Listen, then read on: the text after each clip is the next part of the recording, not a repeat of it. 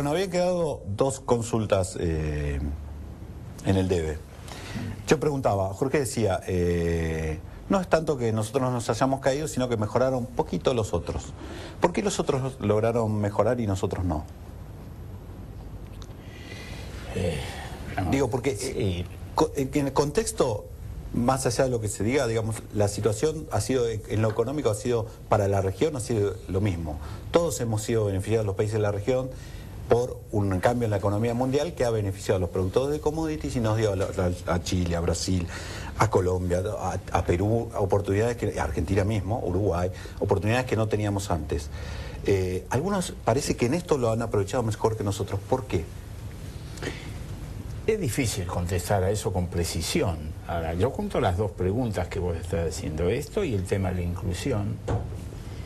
Y yo creo que la situación en Argentina es bastante más seria porque el tema de la mala calidad, si bien hay una enorme desigualdad, sin ninguna duda, los pobres aprenden mucho menos que los sectores medios y altos.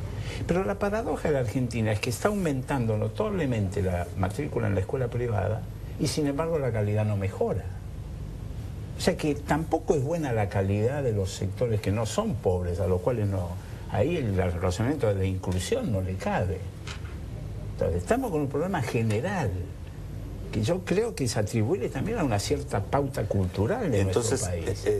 Vos pondrías el acento en lo que él marcaba, es en las políticas de formación de docentes, uno de los educadores. Es esto, el de la formación docente, la organización del trabajo docente, la cultura general. Nosotros no tenemos una demanda social por calidad educativa muy fuerte. La educación no está en el debate político. La gente, los dirigentes políticos en la última campaña electoral no hablaron una sola palabra de educación.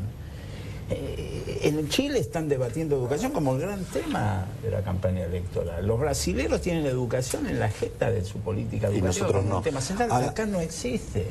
Pregunto, y luego voy a Mariano. Vos decías, la formación. Ahora, ¿se pueden diseñar políticas centralizadas con esta estructura de la educación que tiene, digamos, los recursos federalizados? El manejo de la educación lo tienen las provincias. La nación lo único que tiene es un ministerio que solo tiene control, me decías en uno de los cortes, de las universidades, no de la escuela. Sí, entonces, ¿se puede poner el énfasis con este esquema o habría que también revisar ese esquema? Claro, pero yo creo que el problema no pasa por quien administra la formación docente, sino qué es lo que hacemos, porque quien lo administra uno u otro, no tenemos. La nación puede establecer estándares para la formación docente, puede establecer metas. Necesitamos después que cada una de las jurisdicciones, con sus recursos, elija la estrategia para esas metas. Pero te quiero decir, no es un problema solo institucional, de quién lo administra. No debe haber hoy profesión en la cual la gente se forme de una manera tan disociada de lo que después tiene que hacer. Como la docencia. Como la docencia. Mariano, vos, lo mismo. ¿Por qué otros hicieron progreso y nosotros no? A mí me parece que sí. Y si se nos fue la mano en poner el acento en la inclusión. Primero, a mí me parece que sí es grave lo que pasó ahí, diciendo un poco el punto, no creo que sea un puntito más o un puntito menos.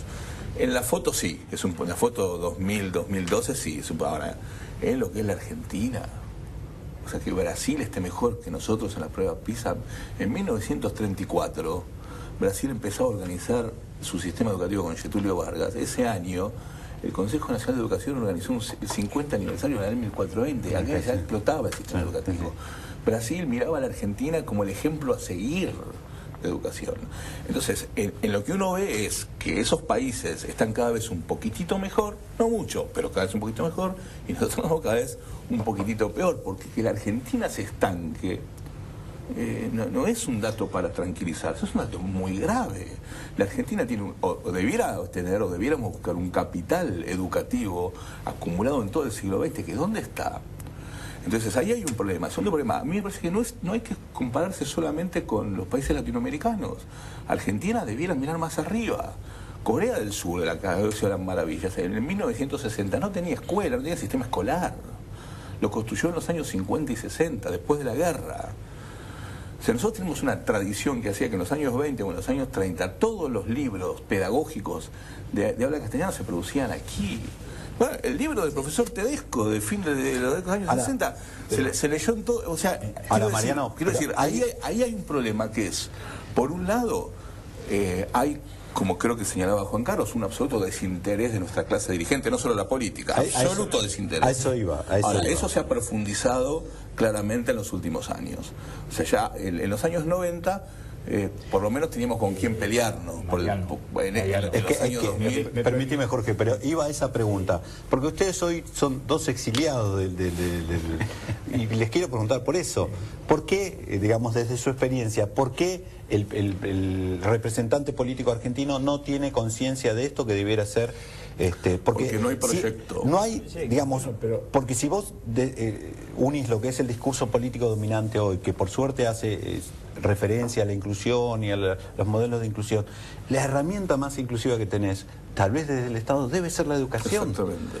La más democrática debe ser la educación, seguramente. Y sin embargo, uno se encuentra con que discutir cosas de educación no aparecen en la discusión pública. Ustedes desde su experiencia política, porque además han referido a distintos gobiernos con distintos signos políticos, ¿por qué no lograron que se ponga el acento ahí? ¿O cuáles te parece que es? A los dos, ¿eh?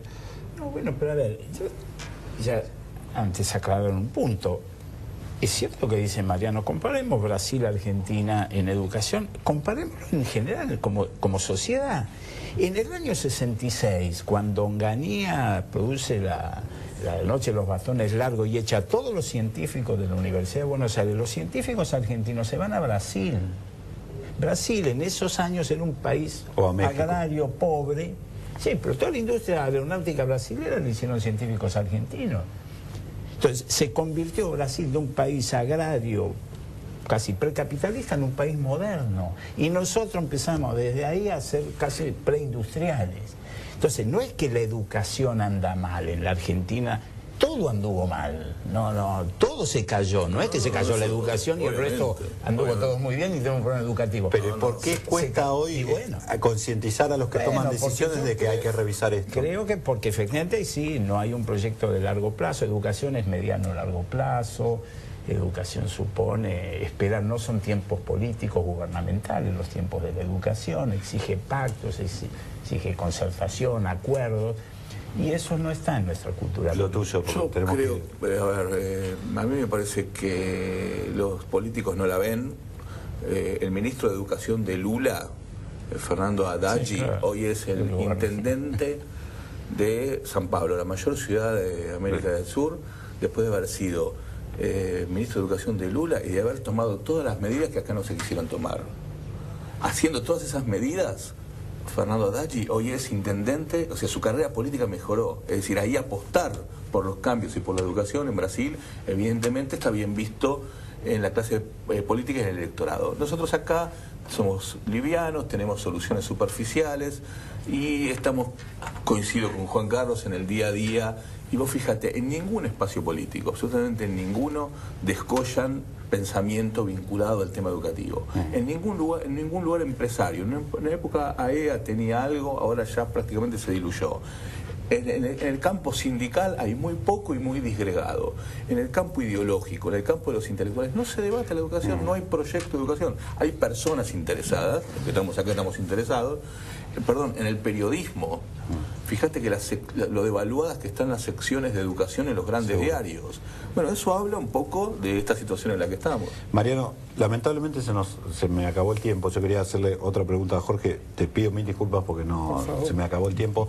Yo creo que sí, que debemos, como ciudadanos, tenemos un compromiso de llevar este tema a la agenda pública, porque en el día a día estamos comprobando que tenemos problemas educativos graves, ya sea por servicios que no se prestan. Yo hacía referencia antes que Juan Carlos me decía, bueno, la provincia de Buenos Aires este año, el ciclo electivo empezó 10 días después.